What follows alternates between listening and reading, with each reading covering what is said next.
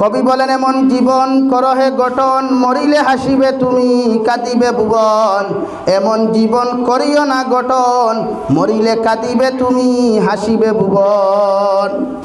বাংলাদেশের বহুত বড় মুফাসসিরে কুরআন আল্লামা দিলওয়ার হোসেন সাইদির নাম সারা হুঞ্চরে ভাই। 13 বছর জেল থাকার পরেও, সরকারি ষড়যন্ত্র শিকার হইয়া জেল থাকার পরেও যখন এরপরেও ইন্তেকাল করলা, সারা দুনিয়ার মানুষ সাক্ষী, মিডিয়া সাক্ষী, সোশ্যাল মিডিয়া পর্যন্ত সাক্ষী। দিলওয়ার হোসেন সাইদির জনজাতে এখন আর 2 জন মানুষ হইছেন না রে ভাই।